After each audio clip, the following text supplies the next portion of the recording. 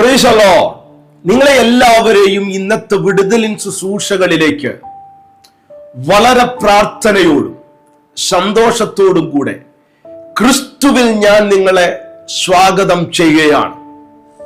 ഇന്ന് ഞാൻ നിങ്ങൾക്ക് വേണ്ടി കുറച്ചു നേരം പ്രാർത്ഥിച്ചപ്പോൾ ദൈവാത്മാവ് നിങ്ങളുമായിട്ട് പങ്കുവയ്ക്കുവാൻ എന്നെ ഏൽപ്പിച്ച ശക്തമേറിയ ഒരു പ്രവചന ശബ്ദമുണ്ട്. അതിലേക്ക് നമ്മൾ വരുന്നതിന് മുമ്പ് തന്നെ ഒരു വാക്ക് ഞാൻ നിങ്ങൾക്ക് വേണ്ടി പ്രാർത്ഥിക്കുവാൻ ആഗ്രഹിക്കുകയാണ്. നിങ്ങൾ ഒരുപക്ഷെ വളരെ പ്രതീക്ഷയോടുകൂടി ആയിരിക്കാം ഇന്നത്തെ പ്രാർത്ഥനയിൽ ജോയിൻ ചെയ്യുന്നത്. നിങ്ങൾക്ക് പ്രതീക്ഷ ഉള്ളപ്പോൾ തന്നെ നിങ്ങളെ അലട്ടുന്ന വിഷയങ്ങൾ ഉണ്ടായിരിക്കാം.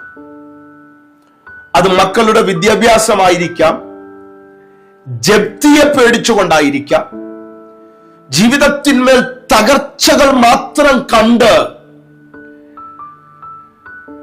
ഇനി എന്ത് എന്നുള്ള ചോദ്യത്തിന്റെ നടുവിലായിരിക്കാം ഒരുപക്ഷെ ഇന്നത്തെ വിടുതലിൻ ശുശ്രൂഷകളിൽ നിങ്ങൾ പങ്കുചേരുന്നത്.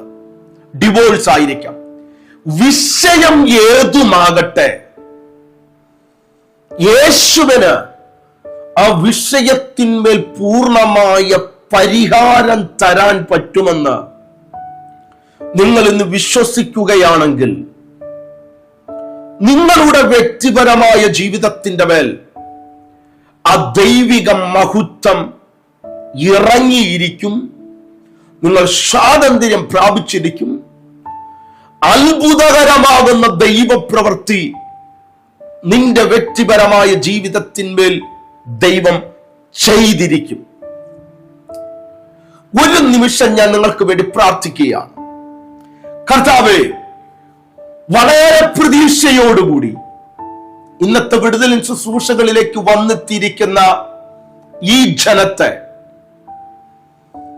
അങ്ങയുടെ നാമം ചൊല്ലി ഞാൻ അനുഗ്രഹിക്കുകയാണ്. 18 സംവത്സരം കൂനിയായിരുന്ന ഒരു സഹോദരി, 12 സംവത്സരം രക്തസ്രാവ രോഗത്താൽ ഭാരപ്പെട്ട ഒരു സഹോദരി, 38 സംവത്സരം കുളക്കരയിൽ ഒരു വിടുതലിന് വേണ്ടി കാത്തിരുന്ന ഒരു സഹോദരൻ. ഇവരുടെ രോഗം പറയുന്നത് സൗഖ്യം കിട്ടുവാൻ സാധ്യതയില്ല എന്നാണ്. കാരണം വർഷങ്ങളുടെ പഴക്കമുണ്ട്. ഇന്നത്തെ വിടുതൽ ശുശ്രൂഷകളിലേക്ക് എത്തിച്ചേർന്നിരിക്കുന്ന നിങ്ങളുടെ ജീവിതത്തിന്റെ മേൽ ഇതുപോലെയുള്ള അനുഭവത്തിൽ കൂടെ കടന്നു പോകുന്ന വ്യക്തിയായിരിക്കാം. എന്റെ വിഷയത്തിന് വർഷങ്ങളുടെ ദൈർഘ്യമുണ്ട് പാസ്റ്ററെ. എന്റെ വിഷയത്തിന്മേൽ മാനുഷികമാകുന്ന കരങ്ങൾക്ക് ചലിക്കാൻ പറ്റുകയില്ല. എന്നാൽ ഇന്നത്തെ വിടുതലിൻ ശുശ്രൂഷയിൽ, ഈ പ്രാർത്ഥനയിൽ യേശുവിന്റെ അധികാരം പ്രാപിച്ച നാമത്തിൽ ഞാൻ കൽപ്പിക്കുകയാണ്, അത്ഭുത സൗഖ്യങ്ങൾ നിങ്ങളുടെ വ്യക്തിപരമായ ജീവിതത്തിന്റെ മേൽ സംഭവിക്കട്ടെ. ആ ദാരിദ്ര്യം മാറട്ടെ, ആ കടം മാറട്ടെ, അത്ഭുത സൗഖ്യങ്ങൾ സംഭവിക്കട്ടെ. ആ ഭവനങ്ങളിൽ ഇരുന്നുകൊണ്ട് നിങ്ങൾ എന്നോടൊപ്പം ചേർന്ന് പ്രാർത്ഥിക്കുമ്പോൾ അത്ഭുത സൗഖ്യങ്ങൾ ഇപ്പോൾ തന്നെ സംഭവിക്കുകയാണ്. ദരിദ്രനെ കുപ്പയിൽ നിന്ന് ഉയർത്തുന്ന ദൈവം നിന്റെ ഭവനത്തിനകത്ത് ഇന്ന് ഇറങ്ങി വരികയാണ്. നിന്റെ ഭവനത്തിന്റെ മേൽ അസമാധാനമാണ്. മദ്യപാനത്തിന്റെ ആത്മാവിനെ യേശുവിന്റെ നാമത്തിൽ ഞാൻ ദൂരീകരിക്കുകയാണ്. അത്ഭുതങ്ങൾ ഇന്നത്തെ പ്രാർത്ഥനയിൽ സംഭവിച്ചിരിക്കുകയാൽ ദൈവത്തിന് നന്ദി പറയുകയാണ്. യേശുവിൻ നാമത്തിൽ തന്നെ ആമേൻ, ആമേൻ. നിങ്ങൾ പ്രാർത്ഥിക്കുക. ദൈവം അത്ഭുത ദൈവ പ്രവൃത്തികൾ നിങ്ങളുടെ വ്യക്തിപരമായ ജീവിതത്തിന്റെ മേൽ ഇന്ന് തൊട്ട് തുടങ്ങുകയാണ്. സാക്ഷ്യങ്ങൾ വിളിച്ചറിയിക്കുക. ദൈവം നിങ്ങളെ അനുഗ്രഹിക്കട്ടെ. എല്ലാ ദിവസവും തിങ്കളാഴ്ച തൊട്ട് ശനിയാഴ്ച വരെയുള്ള ദിവസങ്ങളിൽ ഈ ചാനലിലൂടെ രാത്രി 7 മണിക്ക് വിടുതൽ ശുശ്രൂഷകൾ നടക്കുന്നുണ്ട്. നിങ്ങൾ ആദ്യമായിട്ടാണ് ഈ ചാനൽ കാണുന്നതെങ്കിൽ ഫോളോ ചെയ്തോ. മാറ്റങ്ങൾ ദൈവം നിങ്ങളുടെ ജീവിതത്തിന്റെ മേൽ ചെയ്യുകയാണ്. ഇന്ന് ഞാൻ നിങ്ങൾക്ക് വേണ്ടി പ്രാർത്ഥിച്ചുകൊണ്ടിരിക്കുമ്പോൾ നിങ്ങളുമായിട്ട് പങ്കുവയ്ക്കുവാൻ ദൈവത്തിന്റെ ആത്മാവ് എന്നെ ഏൽപ്പിച്ചത് ക്രൂരമായ ശാപങ്ങൾ പല വ്യക്തികളെയും കാർന്ന് തിന്നുകൊണ്ടിരിക്കുകയാണ്. ഒരു തലത്തിലും ജീവിതത്തിന്മേൽ ഒരു സക്സസ് കാണുവാൻ പറ്റുന്നില്ല. പ്രത്യേകിച്ച് എന്റെ ചാനലിൽ ഈ വിടുതലിൻ ശുശ്രൂഷകളിൽ പങ്കെടുക്കുന്നത് പല ബാക്ക്ഗ്രൗണ്ടിൽ നിന്നുള്ളവരാണ്. യേശുവിനെ അറിയുന്നവരും യേശുവിനെ അറിയാത്തവരുമായ ആൾക്കാരാണ്. അത് കാരണത്താൽ നിങ്ങൾ ഒരു ക്രൈസ്റ്റ് സെന്റേർഡ് ലൈഫ് നയിക്കുന്ന വ്യക്തിയാണെങ്കിൽ ഒരുപക്ഷെ ഇന്നത്തെ മെസ്സേജ് നിങ്ങൾക്ക് ഉള്ളതല്ലായിരിക്കാം. ആമേൻ. ദൈവത്തിന്റെ വചനം പറയുന്ന ഗലാത്യലേഖനം 3-ാം അധ്യായം അതിന്റെ 13-ാം വാക്യം ഇപ്രകാരമാണ് പറയുന്നത്: മരത്തിൽ തൂങ്ങുന്നവനെല്ലാം ശപിക്കപ്പെട്ടവരാകുന്നു. ക്രിസ്തു നമുക്ക് വേണ്ടി ശാപമായി തീർന്നു. ന്യായപ്രമാണത്തിന്റെ ശാപത്തിൽ നിന്ന് നമ്മെ വിലയ്ക്ക് വാങ്ങുവാനിടയായി തീർന്നു. ഇന്നത്തെ മെസ്സേജ് ഇതിന്റെ തുടക്കം തൊട്ട് അവസാനം വരെ നിങ്ങൾ കണ്ടോ?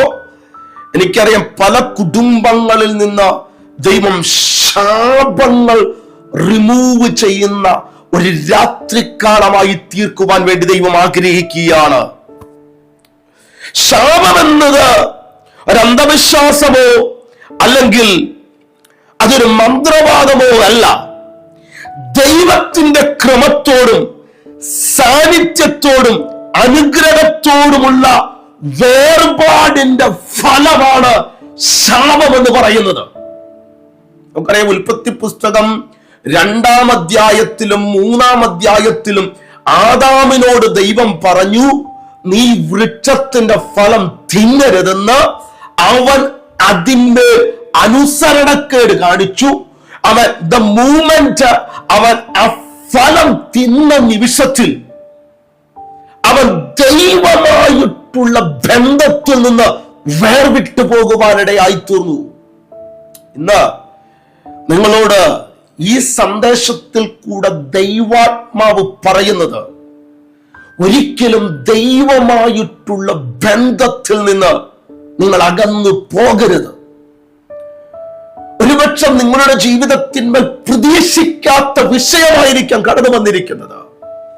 അതിന്റെ നടുവിൽ നിനക്ക് ദൈവത്തെ ഫോക്കസ് ചെയ്യാൻ പറ്റുമെങ്കിൽ, അതിന്റെ നടുവിൽ നിനക്ക് ദൈവത്തെ മാത്രം നോക്കാൻ പറ്റുമെങ്കിൽ, നിന്നോടുള്ള ദൂത്, അത്ഭുതകരമായി ദൈവം നിന്നെ അവിടെ നിന്ന് വിടുവിക്കും. ശാപം ഒന്നാമതായി ദൈവത്തോടുള്ള ബന്ധത്തെയാണ് ബാധിക്കുന്നത്. ആദാം ഫലം പറിച്ചു തിന്ന നിമിഷത്തിൽ തന്നെ അനന്തര ഫലം എന്ന് പറയുന്നത് രോഗമല്ല വന്നത്, ദാരിദ്ര്യമല്ല വന്നത്, ദൈവത്തോടുള്ള ബന്ധത്തിൽ നിന്ന് അവൻ അകൽച്ച പ്രാപിച്ചു. പിന്നീട് സംഭവിക്കേണ്ടത് മൊത്തം അവന്റെ ജീവിതത്തിന്റെ മേൽ സംഭവിക്കുവാനിടയായി തീർന്നു. ആമേൻ. അതിന്റെ ഫലം എന്തായിരുന്നു എന്നറിയാമോ? അവന്റെ ജീവിതത്തിന് മേൽ അവന് ലജ്ജ തോന്നുവാനിടയായി തീർന്നു. ആമേൻ. അവന്റെ ജീവിതത്തിന്മേൽ അവന് ഭയം കടന്നു വരുവാനിടയായി തീർന്നു. അവൻ ദൈവത്തിന്റെ സന്നിധിയിൽ നിന്ന് ഒളിച്ചോടുവാനിടയായി തീർന്നു. ഇന്ന് ഏതെങ്കിലും മേഖലകളിൽ നിങ്ങൾ ലജ്ജയോടുകൂടെ ജീവിക്കുന്ന വ്യക്തിയാണെങ്കിൽ, എനിക്കറിയാം പുറത്തിറങ്ങാൻ പറ്റാത്ത രീതിയിൽ ലജ്ജയാണ്, ഭയമാണ്, എന്തു ചെയ്താലും ഭയമാണ്. അത് കാരണത്താൽ ജീവിതത്തിന്മേൽ ഒരു കോൺഫിഡൻസ് ഇല്ലാതെ ഞാൻ നടക്കുകയാണെന്ന് പറയുന്ന പല കുടുംബങ്ങളുണ്ട്, പല വ്യക്തികളുണ്ട്. ഇന്നത്തെ മെസ്സേജ് നിങ്ങൾ കണ്ടോ? ഇന്നത്തെ പ്രാർത്ഥനയിൽ നിങ്ങൾ പങ്കെടുത്തത് നിങ്ങളുടെ ജീവിതത്തിന്മേൽ മറക്കാൻ പറ്റാത്ത ഒരു ദിവസമാക്കി ദൈവം മാറ്റുകയാണ്. അത്ഭുതകരമാകുന്ന ഒരു ദൈവ പ്രവൃത്തി നിന്റെ ഭവനത്തിനകത്ത് ദൈവത്തിന് ചെയ്യാൻ പറ്റും.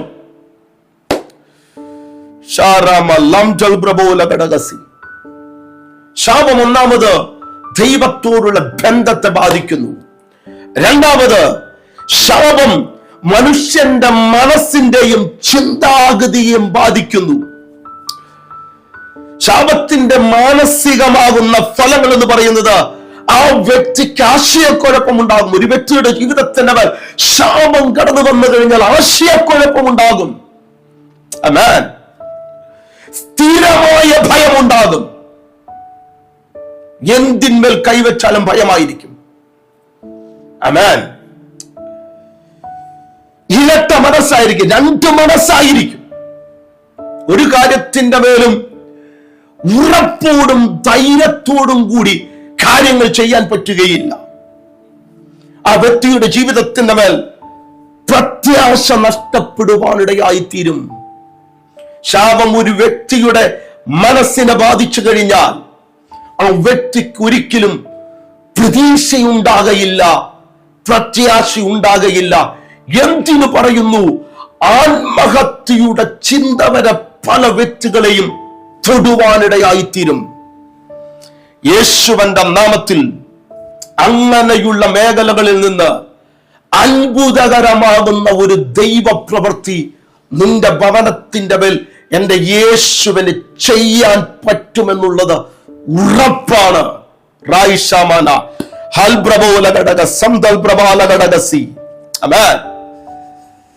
ശാപം മൂന്നാമതായി ഒരു വ്യക്തിയുടെ ജീവിതത്തിന്മേൽ കടന്നു വന്നാൽ അവന്റെ ജോലി, പരിശ്രമം, ഫലപ്രാപ്തി എന്നിവയെ ബാധിക്കുവാനിടയായിത്തീരും.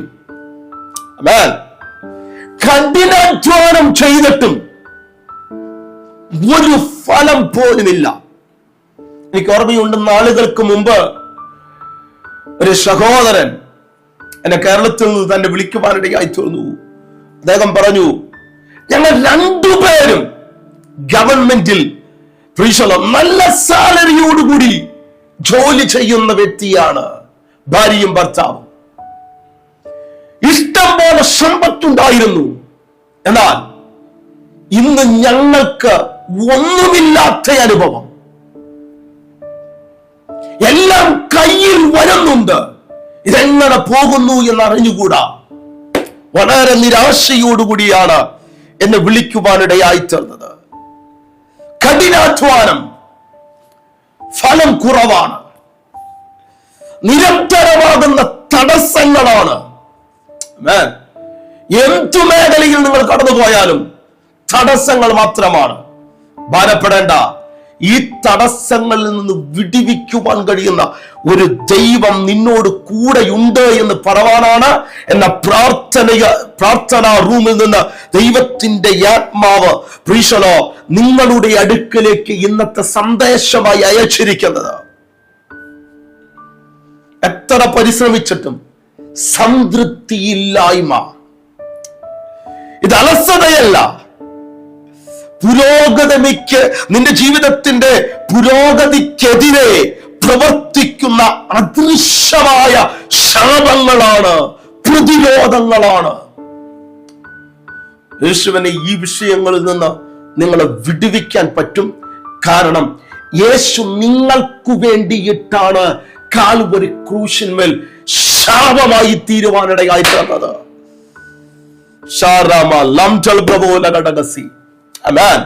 ശാപം ഒരു വ്യക്തിയുടെ സാമ്പത്തികത്തെയും സാമ്പത്തിക സ്ഥിരതയും ബാധിക്കുവാനിടയായിത്തീരും. ഹഗായി 1:6 പറയുന്ന ഇപ്രകാരമാണ്, നിങ്ങൾ അധികം അധ്വാനിച്ചിട്ടും നിങ്ങൾക്കൊന്നും കിട്ടുന്നില്ല. പൊട്ടസഞ്ചിയിൽ ഇട്ട പോലെയുള്ള അനുഭവമാണ്. എന്തുണ്ടെങ്കിലും അത് ഊറ്റിക്കളയുവാനിടയായിത്തീരും. അപ്രതീക്ഷിതമാകുന്ന നഷ്ട നഷ്ടങ്ങൾ നിങ്ങളുടെ ജീവിതത്തിന്റെ മേൽ കയറി വരുവാനിടയായിത്തീരും.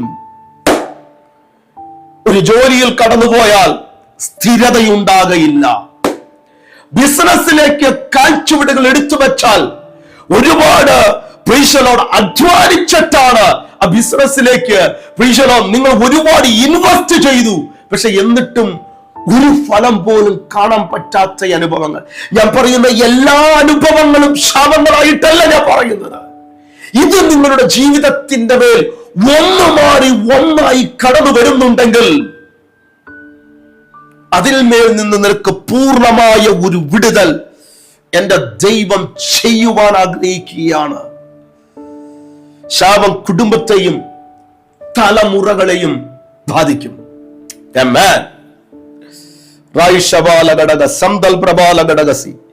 എങ്ങനെ ബാധിച്ചു കഴിഞ്ഞാലും നിന്റെ ജീവിതത്തിന്റെ മേൽ അത്ഭുതം ചെയ്യുവാൻ എന്റെ ദൈവത്തിന് പറ്റും.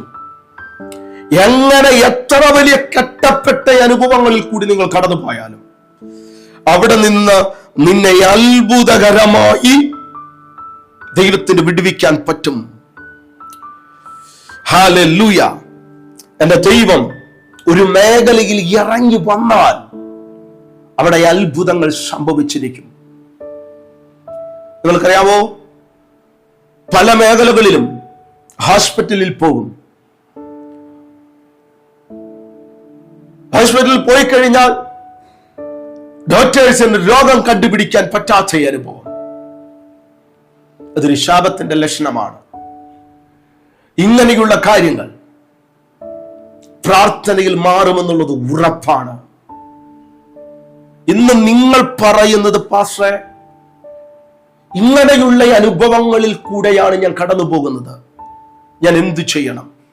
ഇവിടെയാണ് ക്രൂശിന്റെ പ്രസക്തി, യേശുക്രിസ്തുവിന്റെ മരണത്തിന്റെ ഇമ്പോർട്ടന്റ് നമ്മൾക്ക് മനസ്സിലാക്കാൻ പറ്റുന്നത്.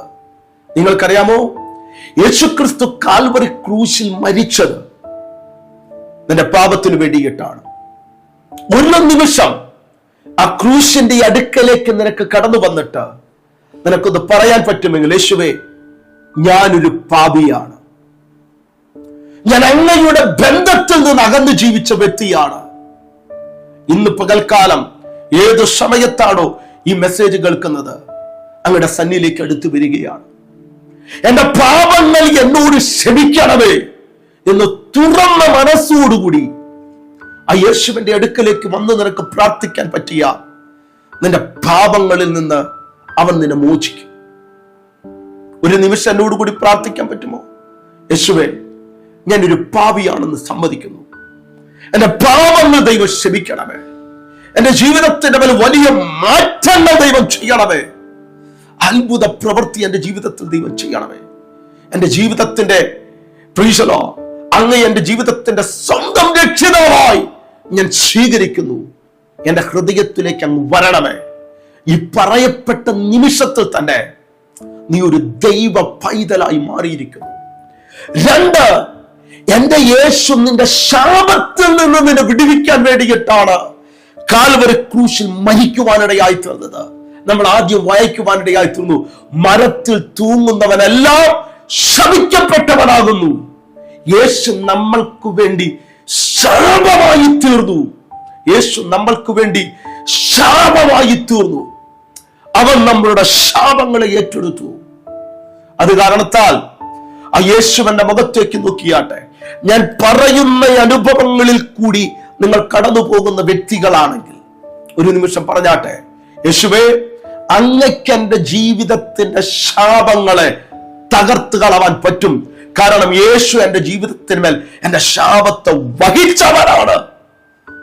ഒരു വ്യക്തിയല്ല നിന്റെ ശാപത്തെ തകർക്കുന്നത്, ഒരു പാസ്റ്റർ അല്ല നിന്റെ ജീവിതത്തിന്റെ ശാപത്തെ തകർക്കുന്നത്, യേശുവാണ്. ആ യേശുവിന്റെ അടുക്കലേക്ക് നീ കടന്നു വന്ന് പ്രാർത്ഥിച്ചാട്ടെ, അത്ഭുത സൗഖ്യങ്ങൾ സംഭവിക്കട്ടെ.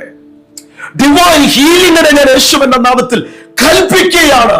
ഈ പ്രാർത്ഥിക്കുന്ന നിമിഷത്തിൽ തന്നെ ഈ ജനത്തിന്റെ മേൽ വാഴുന്ന ശാപങ്ങളെ ക്യാൻസൽ ചെയ്യുകയാണ്. ദൈവപ്രവൃത്തി ഇന്നിവരുടെ ജീവിതത്തിന്റെ മേൽ സംഭവിക്കട്ടെ.